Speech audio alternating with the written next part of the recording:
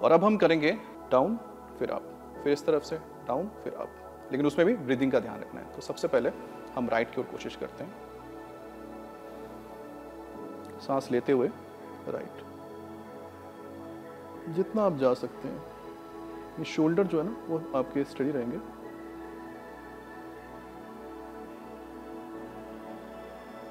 छोड़ते हुए सांस को सेंटर, सांस लेते हुए लेफ्ट, फिर सांस को छोड़ते हुए सेंटर, सांस लेते हुए राइट, सांस को छोड़ते हुए सेंटर। यहां पर खिंचाव आपको महसूस होगा। देखिए, जहां तक आप जाते, ज्यादा दर्द हो तो ज्यादा मत झुकिए, जहां तक आप जा सकते हैं कोशिश कीजिए जितना जा सके, लेफ्ट या राइट की तरफ। थोड़ी देर स्टे करेंगे तो और अच्छा है, जहां तक स्टे कर सके, 5 second, 10 second.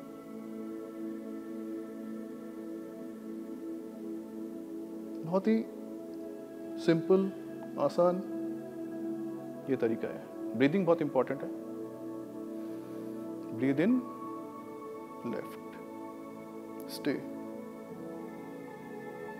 Breathe out centre, breathe in फिर right, stay, breathe out centre.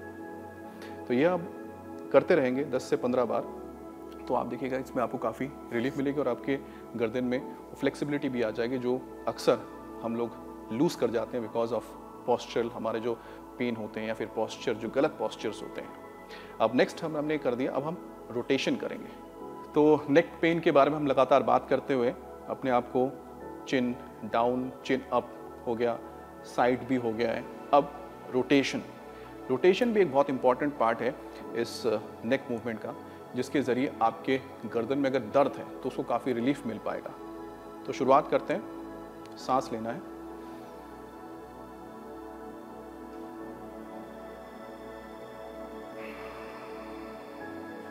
Release centre में, सांस लेना है,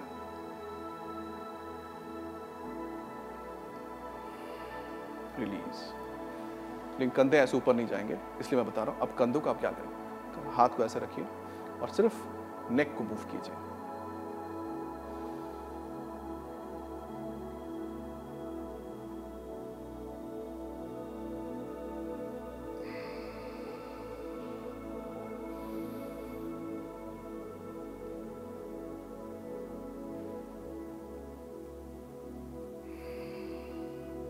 जितना आप कर सकें, जितना पीछे जा सके, जितना आप झुक सके, इसको कीजिए। क्योंकि जब तक आप अप डाउन लेफ्ट राइट कर लें गर्दन, तो आप तक तो आपके गर्दन में इतनी फ्लेक्सिबिलिटी आ जाती है कि इसको आप अच्छी तरह से कर सकते हैं। इसलिए इसको पहले उन दोनों को करना है, फिर इसे करना है।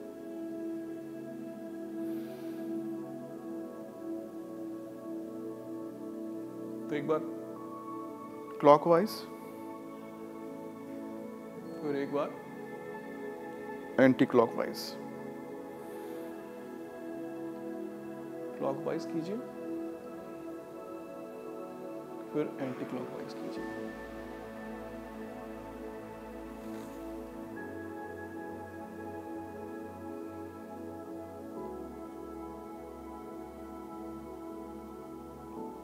और ध्यान रखिएगा, धीरे धीरे करना है। कई बार लोगों को ना चक्कर आने लगता है इससे, तो अगर चक्कर आता है तो मत कीजिए, इसको छोड़ दीजिए। क्योंकि फिर आप बाकी जो हमने दोनों आपको बताए हैं, अप और डाउन, लेफ्ट और राइट, ये कीजिए। इसके अलावा अगर आपको लगता है कि रोटेशन में आपको चक्कर आ रही है, तो उसका भी एक आपको उपाय बताते हैं। अगर वैसा है तो आप ये हम जो अगला आपको बताने जा रहे हैं मूवमेंट, उसे कीजिए। ये जो पोजीशन आप देखिए, क्या आप ऐसे सुखासन पे बैठिए, हाथ को लीजिए और इसको अपने माथे पे ऐसा रख लीजिए। अब क्या करना है कि इस हाथ से आपको इसको, यानी गर्दन को आप स्ट्रेट रखना है, इस हाथ से इसको आपको रोकना है और गर्दन को कोशिश करना है कि आप राइट ले जाएं, लेकिन ये हाथ इसको जाने नहीं देगा। तो देखिए ऐसे, जो हाथ है ये मेरे सिर को यहाँ पर लेफ्ट की ओर धक्का दे रहा है, लेकिन जो गर्दन है यानी जो सिर है ये राइट की ओर इसको प्रेस कर रहा है। तो क्या हो रहा है, दोनों तरफ से जब प्रेशर आ रहा है तो बीच में आपको महसूस होगा कि रेजिस्टेंस हो रही है। इससे जो आपके नेक है, नेक में काफ़ी रिलीफ मिलता है। सेम इसी को इस हाथ से दूसरी तरफ, सेम वही, ये जो हाथ है, हाथ से इसको प्रेस करें। उंगलियां आप ऊपर भी ऐसे रख सकते हैं या फिर यहाँ पर आप रिलैक्स करके रख दीजिए, और ठीक इस जगह पे जो टेम्पल बोलते हैं यहाँ पर हाथ का पाम रहेगा। तो प्रेस कीजिए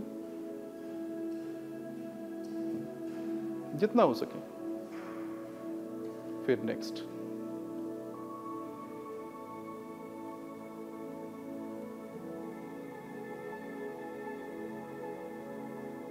प्रेशर आना चाहिए, प्रेशर आप महसूस करेंगे।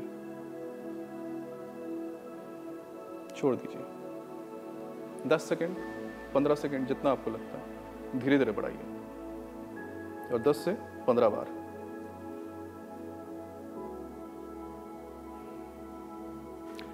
ये हो गया साइड का। अब फ्रंट और बैक ये भी आपको बताते हैं। अब देखिए, इसको आप तो ऐसे कर सकते हैं, एक तो है कि ऐसे,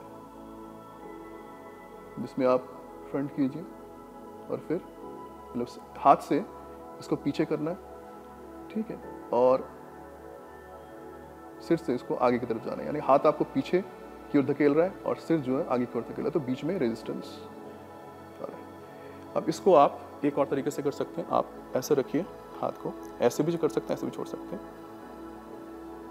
अब गर्दन से मतलब कि जो सिर है आगे की ओर और ये पीछे की ओर, इसको इस हाथ से भी कर सकते हैं आप। उंगली ऐसे रख सकते हैं, ऐसे छोड़ दीजिए।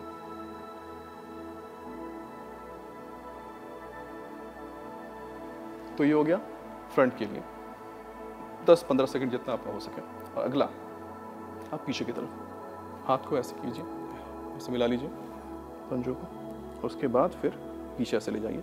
अब क्या होगा, ये जो हाथ है ये आगे की ओर आपके गर्दन या सिर को धकेलेगा, लेकिन गर्दन जो है पीछे की ओर जाना चाहिए, धकेले ऐसे। देखिए, रेजिस्टेंस, प्रेशर,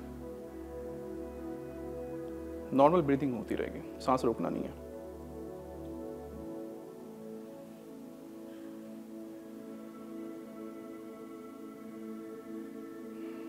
छोड़ दीजिए।